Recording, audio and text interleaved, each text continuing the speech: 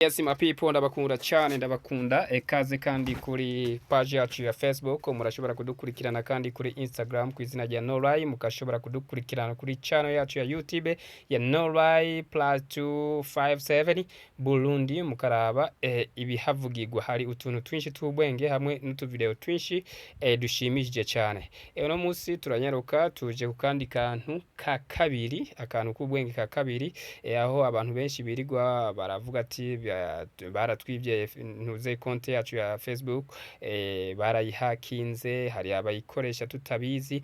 Mbese birashobora kuba biva ku kuntu usanga warataye telefone canke warayibwe, ugasanga canke warayigurishije hanyuma ntiwibuka kuyideconnecta muri iyo telefone, ugaca usanga umuntu ayitwaye ntamenyereye ibintu vya Facebook aciye ashikirako yikoreshereza, ugasanga ariko arakoresha konti yawe, ukaguma ubona abantu ukaguma ubona ntuze account yawe ikora canke konti yawe ikora utazi uwuriko arayikoresha. No munsi rero tugira turabe ingene woshobora kubona amatelefone yose akoresha konti yawe ya Facebook. Twagiye dukoresha Facebook Lite, Facebook Lite, yes, Facebook Lite, chatuza ngaha kuri menu,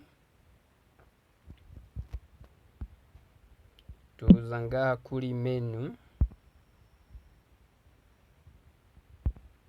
yes, ngaha kuri menu chadu dufyondako. Tumaze kuza ngaho kuri menu chatuza aha hari settings,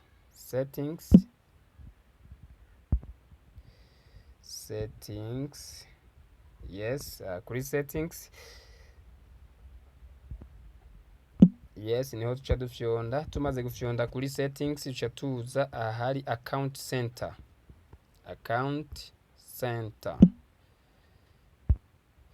niho haha,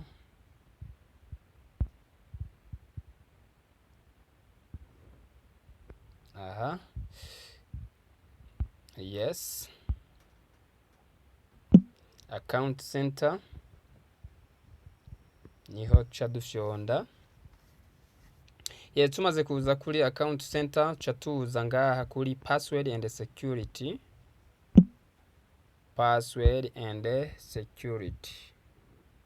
ngaha, yes, murahabona mwese guys.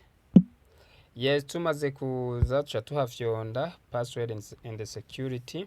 Yes, tuca tuza ngaha kuri well you were logged in, niho tuca dufyonda well you were logged in, yes, niho tuca dufyonda. Yes guys, murabona ngaha aha konti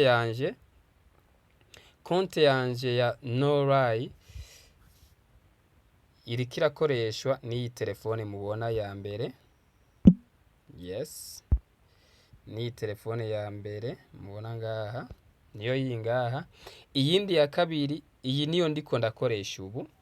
Iyindi ya kabiri ni iyi, iyo ntariko ndakoresha. Iyi telefone narayihoranye, murayibona, Itel A56, siyo ntunze ubu, siyo ndiko ndakoresha, ariko narigeze kuba ndiko ndayikoresha. Rero sinigeze nibuka kuyideconnecta. Rero aha ari nk'umuntu ariko arayikoresha, nuko ikoresha umuntu nzi. Ari nk'umuntu ariko arayikoresha ntamuzi, usanga ariko apostingira ibintu bibi, yishura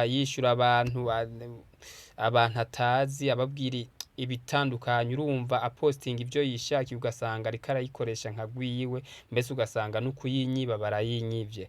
Rero guys, ngaha icucu ukora, dufate nk'iyi ntariko ndakoresha, iyi ntariko ndakoresha, iyi niyo ncanza nce nkurako, nce ni deconnecta. Siyo ndiko ndakoresha, siyo telefone ndiko ndakoresha, nca ngenda ncemba bwi deconnect. Yes,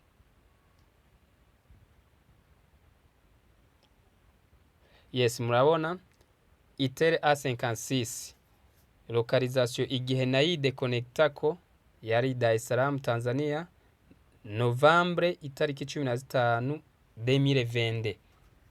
hari saa moya n'iminota 26 baca bakwereka na location canke location aho wari uri igihe wari kurayikoresha canke igihe widekonekta kuri iyo telefone. Rero icucu ukora ucuza kuri ya ntuze nyine iyo baguhaye, iyo wabonye katariyo uri kurakoresha kandi atariyo ugitunze canke atari yagwawe, ishobora kuba ari uwundi muntu azi ntuze nimero yawe na kode yawe agaca agenda akaza arayikoresha.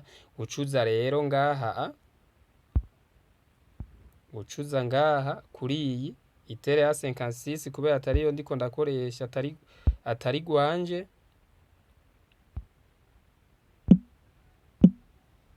Yes, niyo nca nkirikako.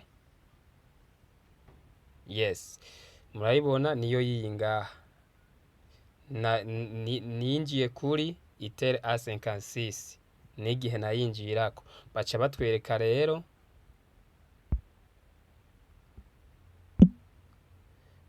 baca batwereka log out kugira ndayiveko, naho yoba ariko arayikoresha canke iriko ntasubira kuyinjirako mu gihe atazi password yiwe yanje. Mu gihe atazi password yanje ntasubira kuyinjirako. Ca tuza ngaha kuri log out ngaha. Yes, ca tuza kuri log out. Murabona baca baducaguza are you sure, ubwo uravyemeranye nyene ugomba uveko, cugira log out. Log out. Yes,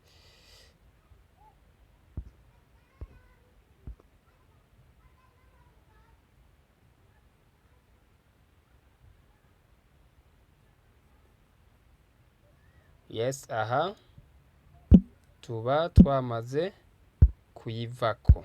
Uca urifreshinga, usubiye inyuma ukarifreshinga uca usanga yamaze kuvako. Thank you. Turabashimiye ku kuntu muguma mukurikirana page yacu. Bandanya mudukurikirana cyane umwanya n'umwanya turabashira aka kandi kantu kubwenge. Ciao. Mwari kumwe na William Nibitanga kuri page ya No Lie. Ciao.